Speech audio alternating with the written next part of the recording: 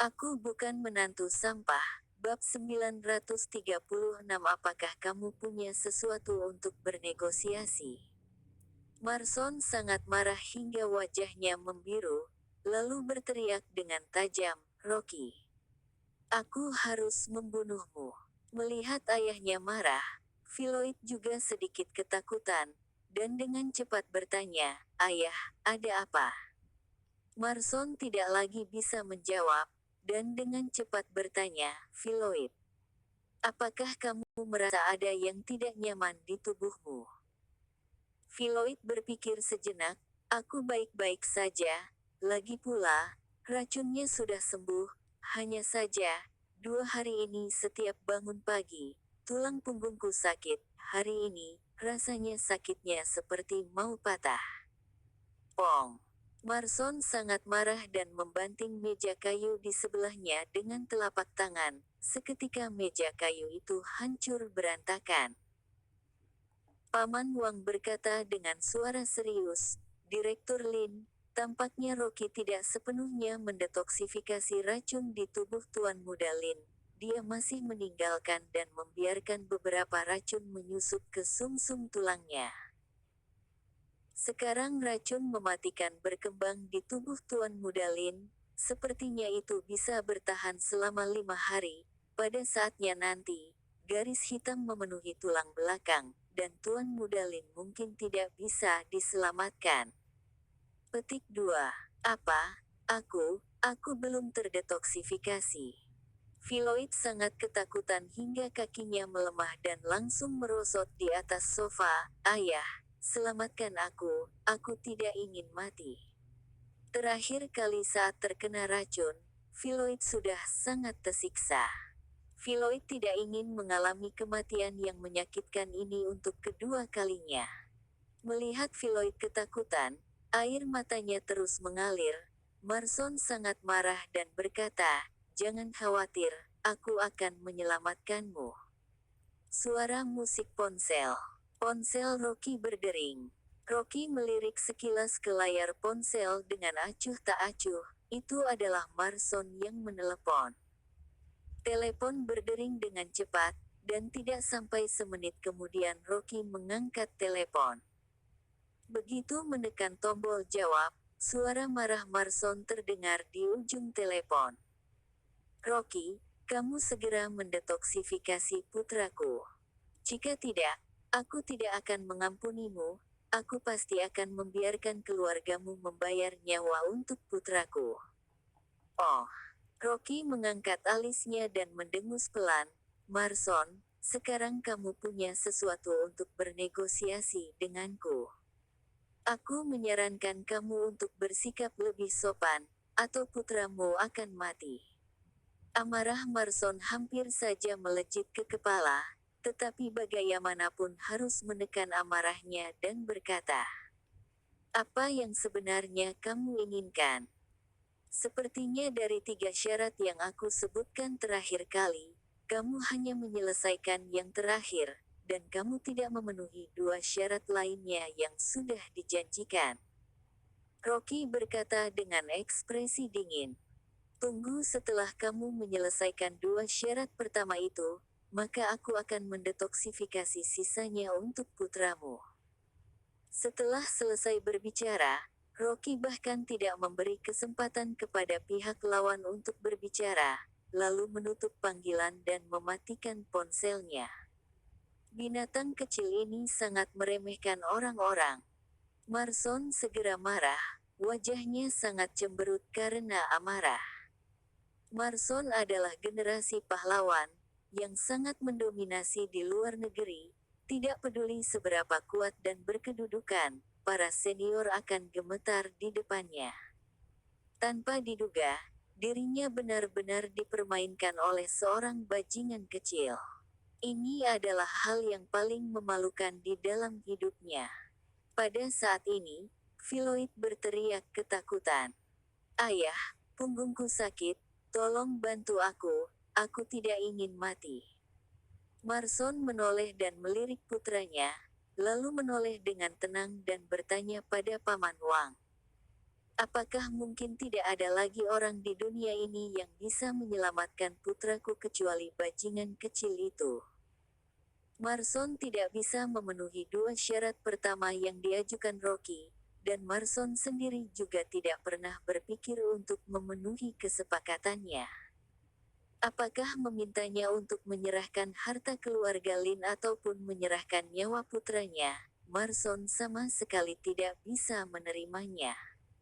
Paman Wang mengerang sejenak, mengerutkan kening dan berkata, "Berbicara tentang rumput liar yang beracun, itu berasal dari alam Aosora.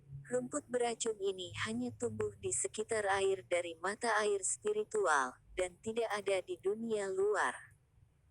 Rumput beracun dan mata air spiritual saling melengkapi.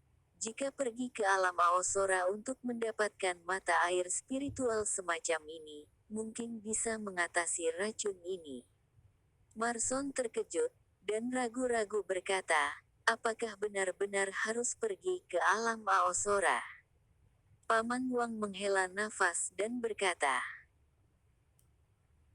"Menurutku situasi Tuan Muda Lin sama seperti yang dikatakan Rocky, racunnya akan berkembang dalam beberapa hari. Jika Direktur Lin tidak ingin Rocky mendapatkan apa yang dia inginkan, maka bisa pergi ke alam Aosora lebih dulu dan mencari mata air spiritual. Aura yang diserap di alam saja juga akan bisa menahan serangan racun di tubuh Tuan Muda Lin." Marson berpikir sejenak dengan wajah cemberut, lalu berkata dengan suara yang serius, "Jika memang begitu, maka aku akan pergi ke alam Aosora lagi. Sekalian, kamu juga bisa kembali ke keluarga Wang dan mengunjungi Pak Tua. Kalau begitu aku akan turun dan segera bersiap." Paman Wang segera membungkuk dan kembali. "Masalah ini tidak boleh dipublikasikan untuk saat ini. Jangan sampai bocah Rocky ini mendapat kesempatan pertama." "Baik, Direktur Lin." Setelah Paman Wang pergi, wajah Marson tenggelam seperti air, dan niat membunuh yang kuat melintas di matanya. Pada saat ini, Marson ingin sekali menghancurkan tubuh Rocky. Marson berpikir sejenak dan melakukan panggilan telepon ke luar negeri dengan wajah serius. "Segera kumpulkan 4 penjaga hukum, dan bawa orang-orang bergegas ke kota Pindaya." Marson pergi ke alam Aosora secara rahasia, takutnya tidak bisa disembunyikan lebih lama lagi. Jika Rocky tahu tentang hal ini, Rocky pasti akan datang lebih awal untuk menghalanginya. Dan Marson melangkah lebih dulu, memindahkan semua elit ke Aosora, dan membunuhnya secara mengejutkan di sana. Biarkan Aosora menjadi kuburan Rocky. Tepat saat Marson berencana untuk menghancurkan Rocky, terdengar suara langkah kaki di pintu. Paman Wang membungkuk untuk melapor. "Direktur Lin, Nona Selfie ada di sini, dia ingin bertemu denganmu." Marson mengerutkan kening dengan tidak sabar dan melambaikan tangan, "Biarkan dia masuk."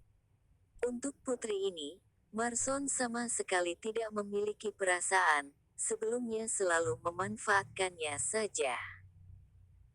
Selain itu, Marson sekarang membenci Sutinah, kemudian tidak memiliki banyak kasih sayang terhadap Selfie. Jika bukan karena keduanya masih memiliki hubungan darah, Marson tidak akan peduli dengan putri ini sama sekali. Sosok Selfie muncul di pintu dan segera berteriak, "Ayah!" Marson melirik wajahnya, dan berkata dengan jijik, "Kenapa sampai seperti ini? Apakah Sutinah tidak menjagamu dengan baik?" Selfie menggertakkan giginya dan melangkah maju dengan ekspresi sedih, "Ayah, aku telah memutuskan hubungan dengan Sutinah." "Oh." Marson tiba-tiba mengangkat alisnya dan menatapnya dengan curiga.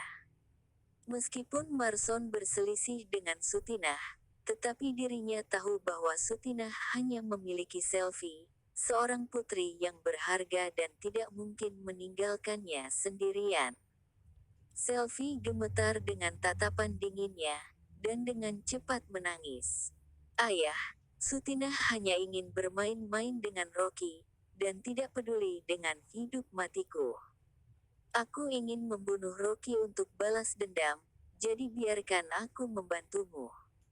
Begitu menyebut Sutinah dan Rocky, Marson menjadi marah.